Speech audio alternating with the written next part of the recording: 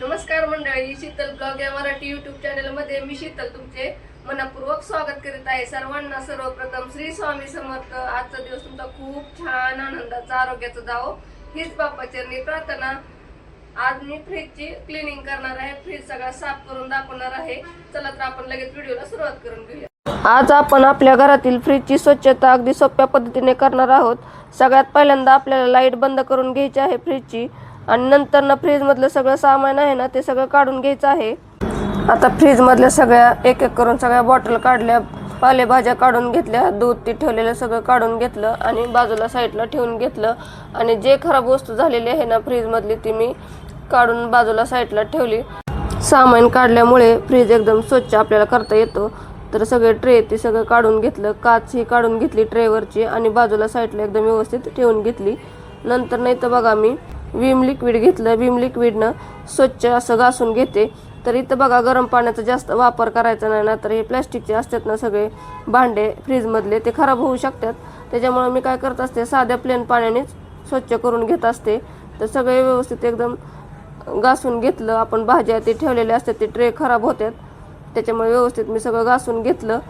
आता ट्रे घासताना आपल्याला कुठेही आपल्याला तारेचा वापर करायचा नाही. एकदम मऊ अशी घासणी घ्यायची आणि त्यानेच घासायचं, म्हणजे व्यवस्थित निघतं.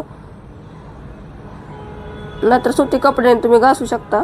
तर इथं माझ्यापाशी मऊ घासणी होती, त्याने मी घासून घेतलं आणि व्यवस्थित सगळं मी धुवून घेतले. ट्रे ती काच बी व्यवस्थित धुवून घेतली. काच आपल्याला सावकाशपणे धुवून घ्यायची आणि साईडला ठेवून घ्यायची आहे. तर काचाच्या साईडला मी असं लावून घेत असते, तेही धुवून घेतले स्पंज. तर हे सगळे माझे भांडे सगळे धुवून झाले फ्रीजमधले ट्रे ती. आता इथं बघा मी एक ट्रे पाण्याचं एक बाउल घेतलेला आहे. त्याच्यामध्ये थोडंसं कोमट पाणी घेतलं, यात विम लिक्विड टाकलं थोडंसं आणि इथं आहे बघा लिंबू मी पिळून घेते. लिंबाने फ्रीज चांगला निघतो. आणि सगळीकडनं मी एकदम मऊ घासणीनं फ्रीज घासून घेते. इथं तुम्ही ताराचा ते वापर करायचा नाही, घासणीचा एकदम मऊ घासणीचा वापर करायचा किंवा तुम्ही सुती कपड्याचाही वापर करू शकता. तर सगळीकडनं मी असा फ्रीज घासून घेते. आता फ्रीजचा दरवाजाही घासून घेते. आपण सारखं बॉटल ती काढत असतो, त्याच्यामुळे इथं घाण लागते आपल्या हाताची ती. तर इथला बी मी सगळं दरवाजा क्लीन करून घेतला. तर इथं बघा असे रबर आहे दरवाजाला, तर तिथंही क्लीन करून घेतलं. आणि इथं आहे का नाही दरवाजाच्या वरती बघा असं घासणीनं घासता येत नाही, त्याच्यामुळे इथं मी ब्रशचा वापर केला. तर तुम्ही बघू शकता इथं माती अशी साठलेली आहे, तर ती अशी ब्रशनं चांगली निघते. आता एका बाउलमध्ये मी कोमट पाणी घेतलं आणि कोमट पाण्याने सगळीकडनं फ्रीज पुसून घेते. आता फ्रीज साफ करताना इथं महत्त्वाची काळजी घ्यायची आहे. तर बघा इथं ह्याच्यात बर्फ साचलेला असतो, तर मग आपण काय करतो, कात्रीनं किंवा चाकूने ते बर्फ काढायला जातो. तसं करायचं नाही, कारण की ह्याच्यामध्ये ना गॅस असतो फ्रीजचा आणि तो खराब होऊ शकतो फ्रीज, आणि त्याला भरपूर सारा खर्च आहे. त्याच्यामुळे तुम्ही लक्षात ठेवायचं आहे. जर बर्फ काढायचं असलं तर इथनं तुम्ही बटन पहिल्यांदा दाबायचं आणि रात्रभर असंच ठेवायचं. हवं तर तुम्ही फ्रीज उघडा ठेवू शकता आणि खाली इथं भांडं ठेवायचं खालच्या साईडला. त्याच्यामुळे काय होतं, पाण्यात सांडतं आणि फ्रीज मधला बर्फ आहे ना जास्त जर असलं तर त्यात पाणी टाकायचं, नंतर ना ऑटोमॅटिक निघतो तो बर्फ. पण कधी कात्रीचा किंवा चाकूचा वापर करायचा नाही, तर हे लक्षात ठेवा. आता आपल्याला फ्रीज मधलं सगळं पाणी व्यवस्थित कपड्यामध्ये असं पुसून घ्यायचं आहे कपड्याने, आणि सगळं पाणी काढून आपल्याला सगळं कपडा पिळून घ्यायचा आहे. तर हे जे आतमध्ये डाग ते पडलेले असतात ना, चांगले एकदम क्लीन करून घ्यायचं आहे स्वच्छ कपड्याने. आणि सारखं कपडा पिळून घेऊनच आपल्याला हे क्लीन करून घ्यायचं आहे. तर तुम्ही बघू शकता हे बघा लब्बर आपण मगाशी ब्रशनं घासलेला आहे ना, ते मी असं सोडला होता, तर याच्यामध्ये आता किती घाण निघालेली आहे.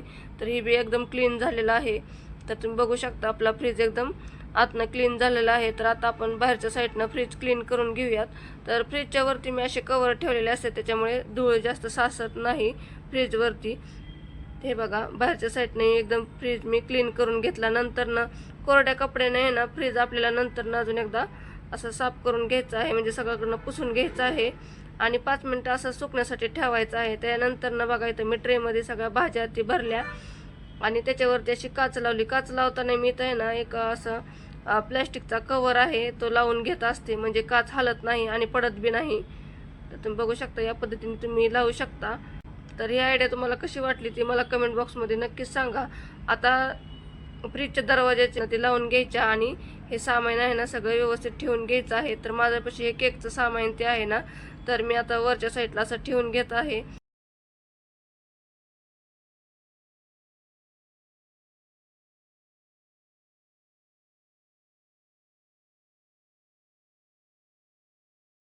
तर फ्रीजच्या आतमध्ये दरवाजामध्ये फ्रीजमध्ये असे ट्रे सगळे ठेवून घेतले आणि त्यात बी सगळं सामान ठेवून घेतलं. तर सॉस ते असं दरवाजापाशी मी असं ठेवून घेत असते फ्रीजच्या. काजू बदामी खराब होतात बाहेर ठेवल्यानंतर ना, तेही मी अशा आतमध्ये ठेवून घेत असते.